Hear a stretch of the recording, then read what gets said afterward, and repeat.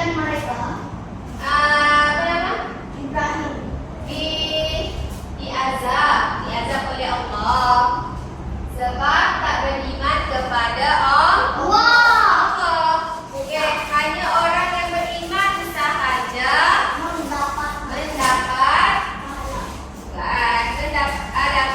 masuk dalam kapal besar. Bukan setakat manusia ada dekat dalam kapal tu. Ada haiwan. Ada haiwan lagi dekat dalam kapal tu. Apa lagi? Semua yang beriman kepada siapa? Allah.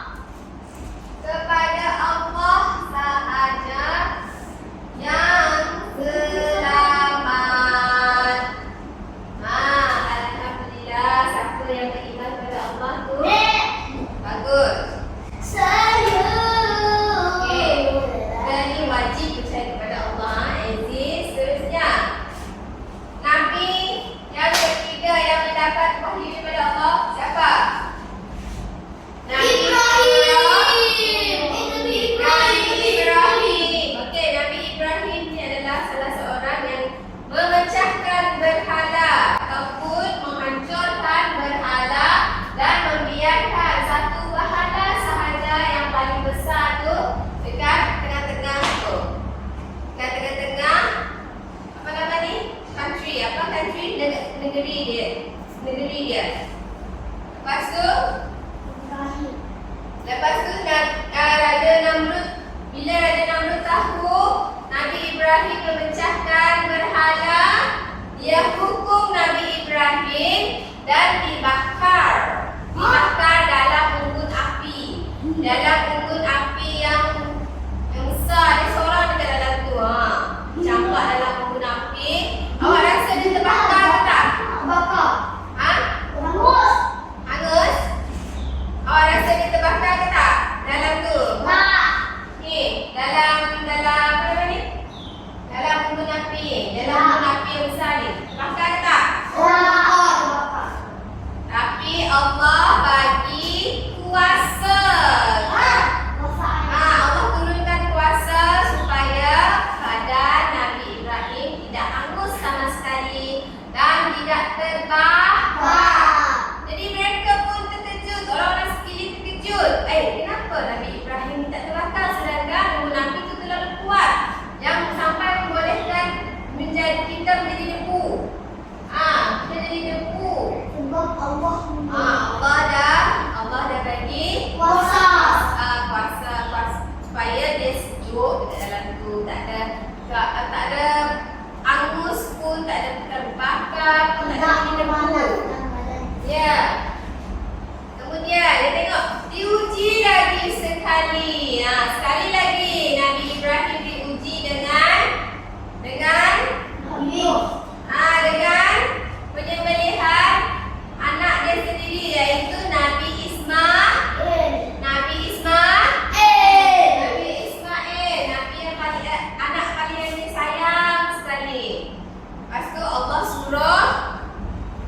suruh dia sembelihkan anaknya sendiri. Tapi disebabkan Nabi Ibrahim ni sangat setia, sangat percaya kepada Allah, apa yang dia buat disebabkan kerana Allah akan ada hikmah. Jadi dia buat juga. Namun begitu, bila masa dia nak sembelihkan Nabi Ismail tu, masa Nabi Ibrahim nak sembelihkan Nabi Ismail, tiba-tiba pula Nabi Ismail tertukar menjadi kibas. Kibas ni macam ni kibas. Tengok ni. Sebab Allah lah yang tukarkan. Disebabkan Allah tengok kesetiaan Nabi Ibrahim ni. Dia cakap Nabi Ibrahim ni ikut je perintah aku. Jadi aku tukarkan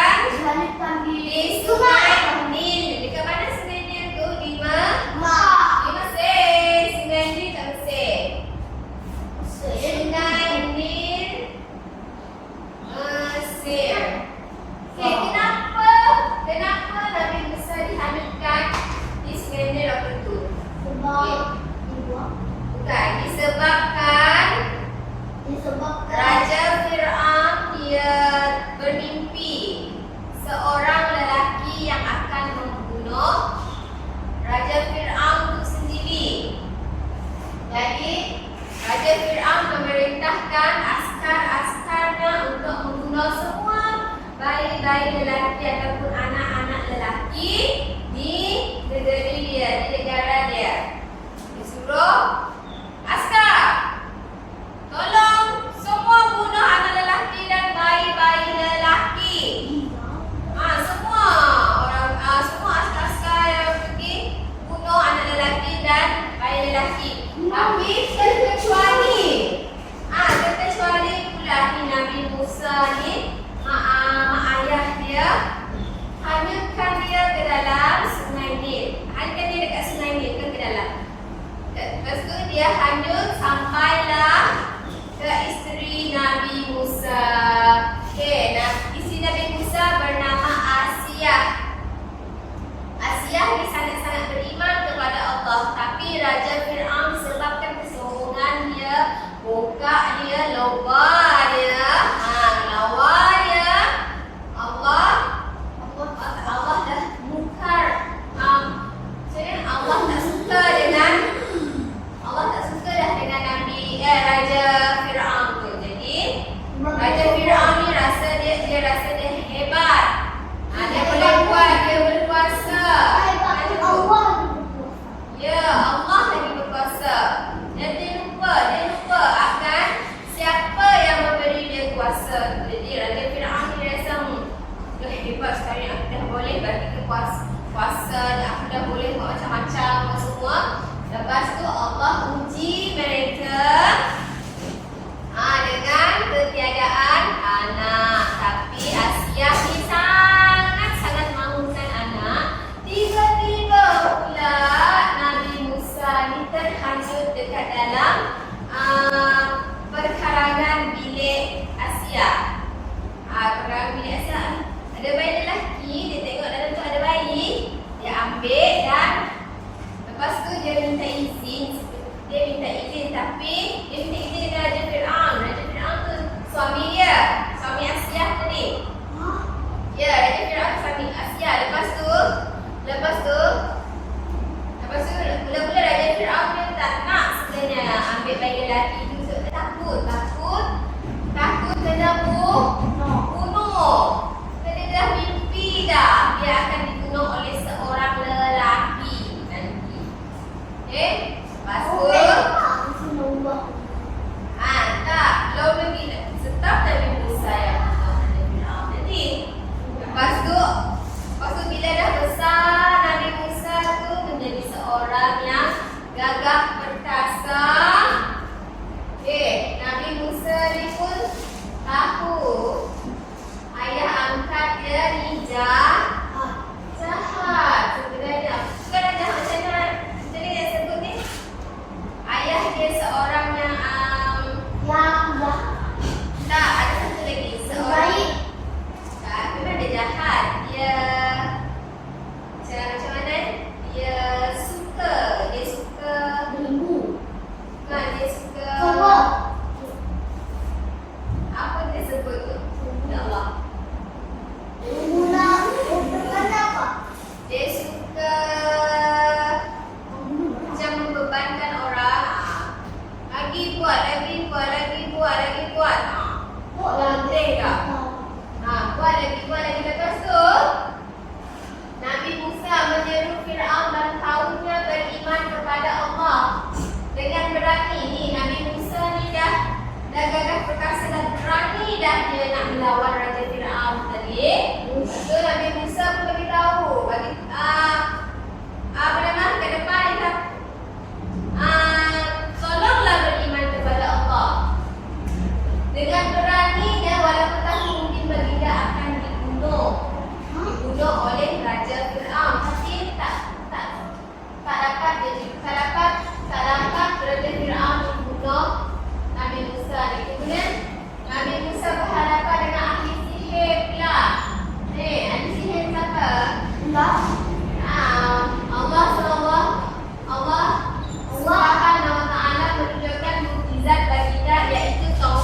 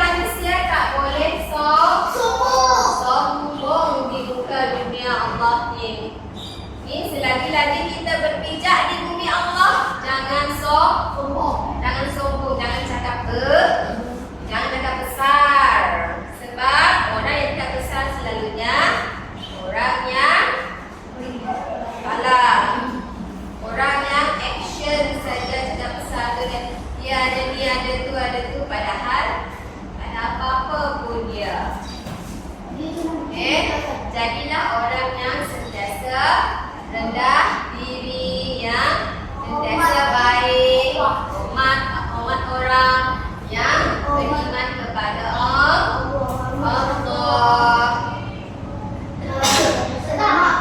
Okey. Okay, next. Kita tengok pula Nabi Isa ni. Nabi yang keberapa yang dapat? Nabi yang keberapa yang dapat mukjizat ni? Yang keempat. Okey, Nabi Isa ni dilahirkan tanpa bapa. Okey, siapa nama ayah Nabi Isa?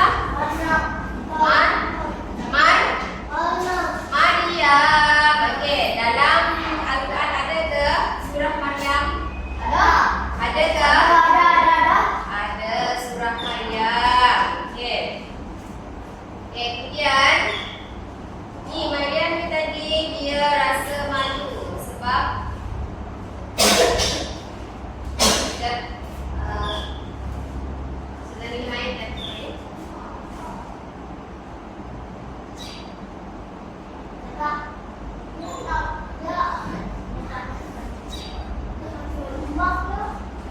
Okey, Maryam ni dia rasa malu sebab tiba-tiba dia pregnant Nabi Isa.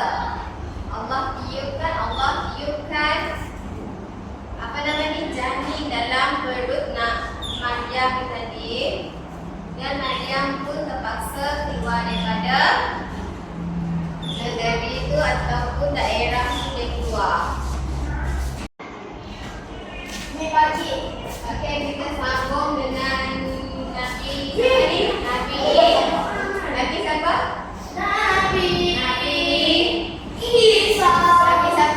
Nabi siapa? Kita sambung dengan Nabi Isa alaihissalam.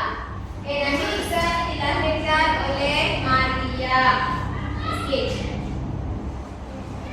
Dilahirkan oleh Maryam dengan izin Allah. Okey. Kemudian masa Maryam tengah mengandungkan Nabi Isa tu, dia keluar daripada daerah dia.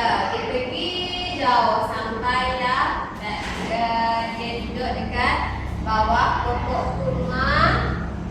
Dia makan berapa biji kurma? 3 biji kurma untuk menahan lapar. Ini dia biji kurma. Apa? Pokok samar dekat sana. Pokok kurma. Kemudian bila dah besar, masa Nabi Isa kecil tu dia boleh bercakap. Okey.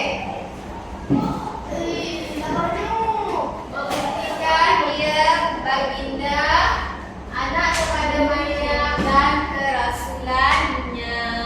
Kita tengok seterusnya. Nabi Isa juga boleh menyembuhkan orang yang buta dan boleh menghidupkan orang yang mati. Tapi kemudian Nabi Isa dan kaumnya beriman kepada Allah, menyeru kaumnya untuk beriman kepada Allah. Tapi mereka bertiga rasa nak percaya. Betul tak?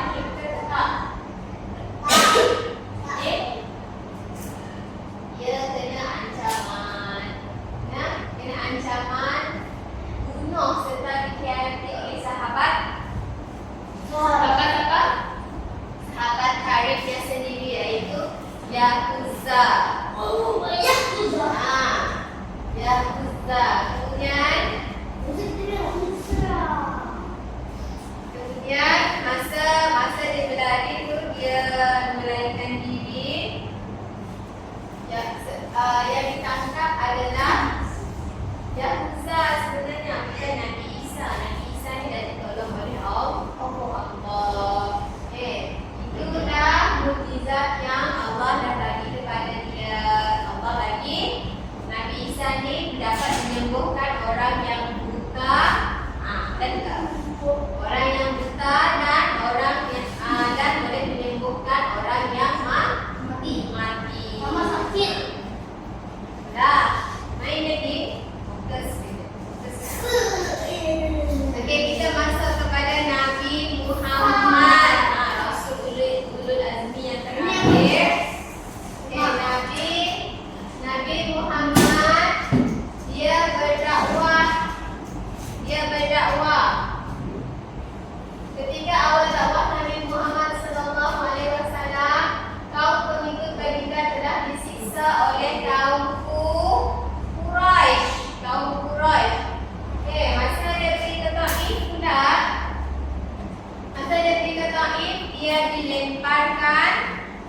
apa? Dilemparkan batu.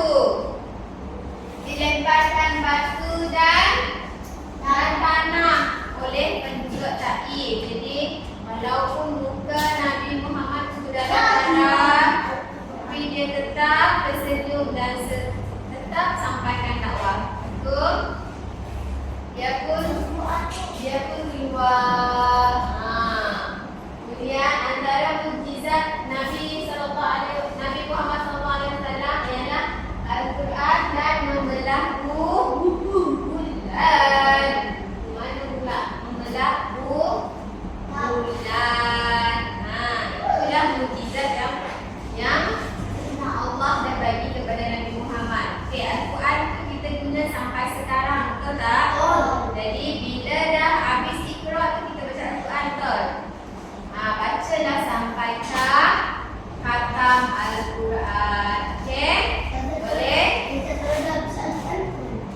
Boleh. Sambung semula, ulang lagi supaya awak hafal. Ulang dah hafal Al-Quran. Tak hafal lagi. Kalau dah masuk Iqra 6, nanti dah masuk Al-Quran. Baca bagus-bagus. Baca bagus-bagus. Lepas tu, awak tahu tak baca Al-Quran ni dapat pahala walaupun satu huruf kita tengok pun dah dapat pahala. Okey, kita refresh juga berapakah bilangan Rasulul Azmi tadi? 5. Ada 5 Rasulul Azmi. Okey, siapa dia? Nabi Nuh, Nabi Ibrahim, Nabi Isa, Nabi Nuh dah dari Nabi apa? Nabi Ibrahim, Nabi Nuh, Nabi Muhammad. Awaklah Nabi Nuh, Nabi Ibrahim, Nabi Ibrahim, Isa, Nabi Muhammad. Nabi Muhammad lagi. Ada 5 tadi siapa? Nabi Muhammad, Nabi Nuh, Nabi Nabi Nuh, Nabi Muhammad, Nabi Isa. yang keempat. Kan? 4 dah. Ada Nabi Nuh, Nabi Musa. Nabi Muhammad. Nabi Musa membelah laut. Nabi Nuh, Nabi Musa, Nabi Ibrahim, Nabi Isa dan Nabi Muhammad. Okey, kelima-lima Rasulul Azmi ni Allah dah beri dia mukjizat tersendiri. Okey, itulah special